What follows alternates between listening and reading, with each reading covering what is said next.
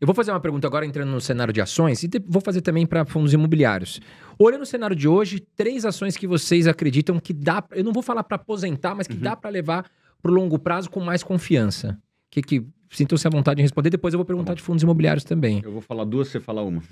Posso? Tá, vai lá. Pessoal, e presta atenção porque a gente vai estar analisando esses ativos que o Thiago Reis e o Vitor Duarte falaram que são para aposentadoria. A gente vai analisar aqui no Status Invest, ver se eles estão num preço atrativo hoje e se eles são recomendados para os analistas, se eles estão numa janela de oportunidade, se eles estão abaixo das suas médias históricas.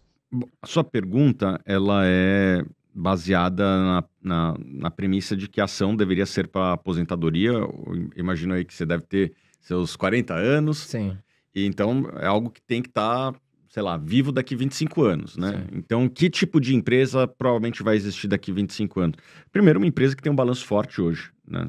Se a empresa tem fragilidade no balanço, é difícil dela sobreviver até lá. Empresas com histórico de lucratividade, empresas que tenham uma certa previsibilidade, que novos entrantes, principalmente aquelas empresas disruptoras, né? Novas tecnologias, não vão entrar nesse segmento. E quais empresas eu acredito que têm este perfil, né? Balanço forte, histórico de lucratividade, não vejo novos entrantes tecnológicos disruptando esse setor. Vou falar aqui 2. Eu acho que o setor bancário ali, de certa forma, ali teve novos entrantes nos últimos anos, mas os market shares eles já estão se acomodando, né? As empresas como é que se fala, fintechs e tal, conseguiram um market share relevante, mas acho que já está se acomodando os market shares dessas empresas.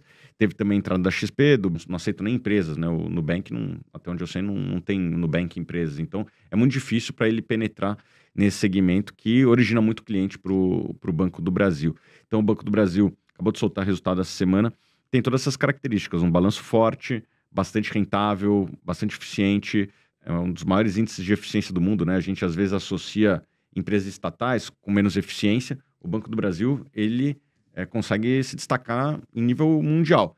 É verdade que tem algumas linhas de receita que ajudam eles, né? Então, eles têm o Plano Safra, que eles distribuem, isso ajuda a fazer muito cross-sell para esse segmento. Eles têm algumas outras linhas de negócios ligadas a poder público, como gestão de fundos de municípios e estados.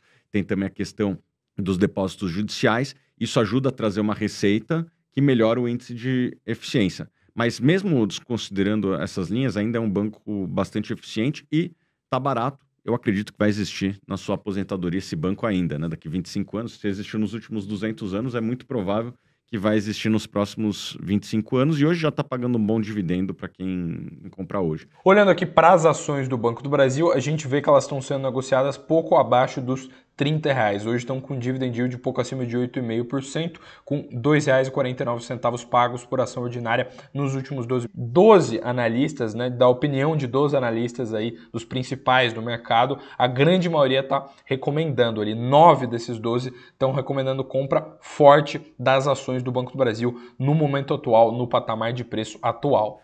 Outra empresa que eu também acredito que vai existir daqui 25 anos é a Vale. A Vale produz minério de ferro, que é usado na produção de aço, e eu não vejo um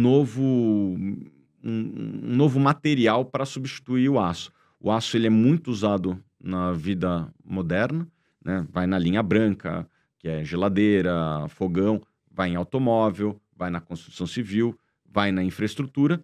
Independente se o automóvel é elétrico, é a combustão, se é autônomo, se é um carro autônomo. É o material mais barato. Tem alguns carros que usam mais alumínio e tal, mas são carros que são mais caros, né? Para a grande massa, que é o grande mercado consumidor do mundo, ainda são carros com mais uso de aço. Enfim, enquanto a Ásia se urbaniza, a África também vai se urbanizar, as pessoas vão continuar consumindo tudo isso. E a Vale é hoje a empresa mais competitiva na produção de minério de ferro. Tem reservas enormes, são décadas e décadas de reservas não só grandes, como de altíssima qualidade, de pureza do minério. Então, eu desconfio que se as pessoas continuarem consumindo aço nos próximos 25 anos, provavelmente a Vale vai estar fornecendo o minério de ferro que é necessário para o aço. E hoje também já é uma empresa que está pagando excelentes dividendos e fazendo recompras. A Vale recomprou cerca de 20% das ações nos últimos 2, 3 anos. É muito. Ação com dividend yield na casa dos 12%. Vale lembrar que as ações da Vale caem bastante, como vocês estão vendo no gráfico, elas caíram bastante desde o início de 2024. Só que quando a gente vai lá para o forecast, a gente vê que justamente por elas terem caído, por elas estarem no preço baixo, boa parte dos analistas está otimista, que de um consenso de 8 analistas, 6 estão recomendando compra forte das ações da Vale. E quando a gente olha aqui para os dados de preço-alvo, né, o preço atual, como eu falei, fica na casa dos R$56, mas o preço-alvo hoje é de R$82 para as ações da Vale. Então a gente vê que tem uma folga grande entre o patamar atual e o preço que os analistas de mercado estão mirando aí para as ações da Vale. Deixei uma aí para você, Vitor, terceira. O meu top 1 é Banco do Brasil. Pelo histórico do Brasil enfim, mas a terceira eu vou adicionar. Você falou de longo prazo, eu acredito muito no agro brasileiro no longo prazo, mas eu vou adicionar aqui uma empresa que é um small cap, então ela tem um pouco mais de risco, mesmo assim a gente tem confiança de que ela estará viva nos próximos 25 anos. Tem 3 tentos, mas eu queria falar mais de Boa Safra Sementes. Produtor de semente, não só de soja, né? Ela faz soja, milho, sorgo, trigo, feijão e forrageira, que é capim, né? Braquiária. Ela está se diversificando, não para fazer outras coisas no agro, mas para fazer outros tipos de semente, outras culturas. Então ela diversifica, mas fica como especialista em sementes. Isso é bom, manter o foco da empresa. Ela, como sementeira, com acesso ao mercado de capitais, os competidores, 29 mil foram vendidos pela Boa Safra. Então, o ganho de market share que essa empresa está tendo em relação aos outros é muito forte, muito forte. E por isso, a gente vê, ela está tentando fazer alguns M&As, né, que é um crescimento inorgânico, mas também está crescendo organicamente, está abrindo novas frentes, novos centros de distribuição, novas unidades de beneficiamento de semente, nessas praças importantes, por exemplo, Sorriso, Primavera do Leste e outros lugares, que ela é uma empresa de Goiás.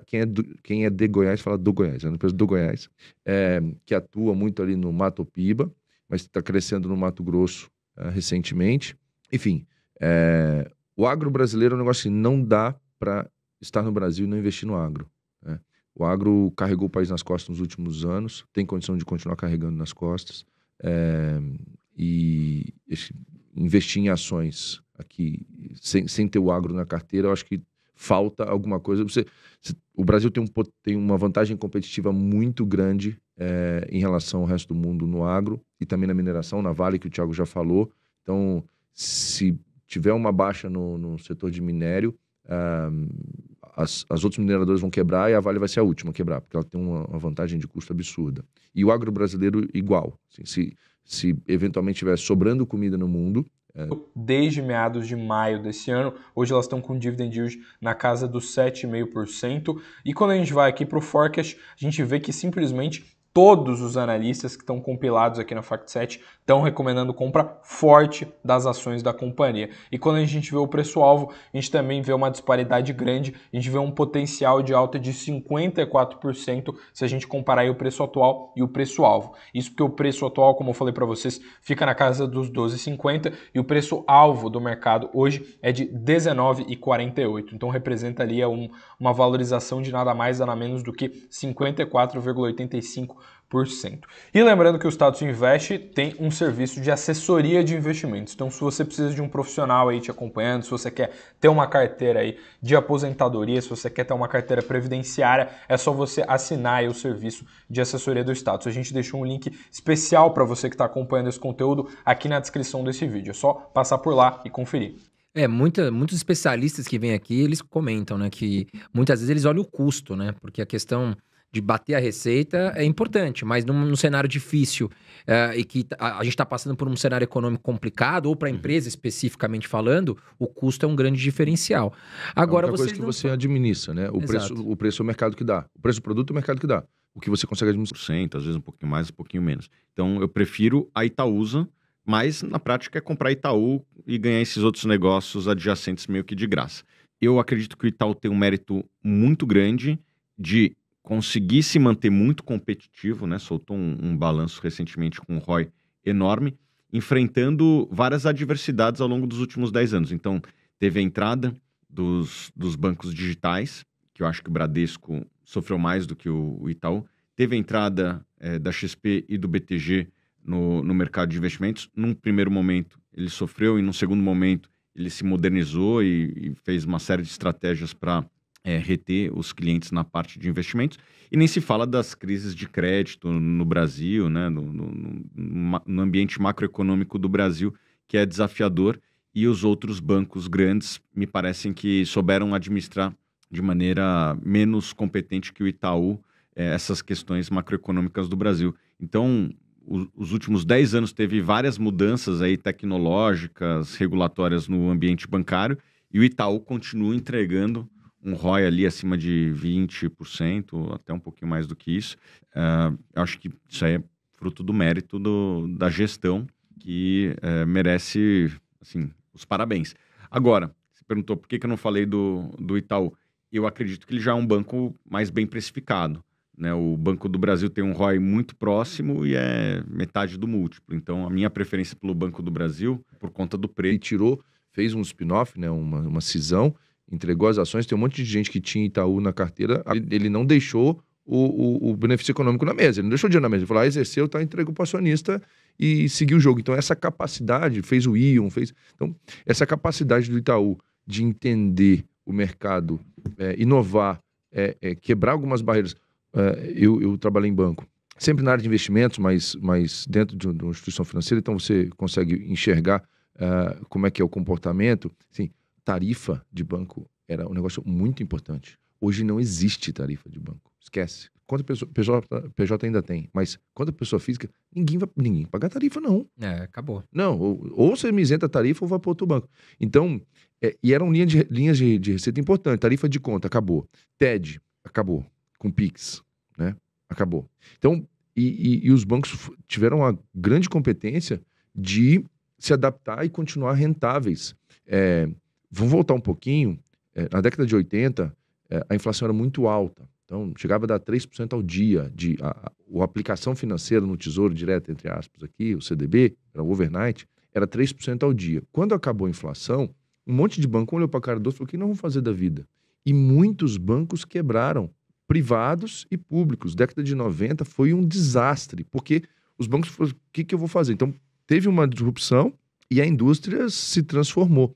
A gente teve muitos eventos recentes de inovação, de disrupção na indústria bancária, e a maioria dos bancos passou muito bem por isso, conseguiu inovar, conseguiu sobreviver, mantendo um índice de rentabilidade muito elevado e bastante mérito. Acho que o Itaú tem um grande mérito nisso, mas como o Thiago falou, na hora de você investir, o preço importa. Então, se é muito bom, se o ativo é muito bom, mas se você está pagando um preço com uma margem de segurança menor, é melhor você pegar um outro ativo também com qualidade, mas com a margem de segurança maior.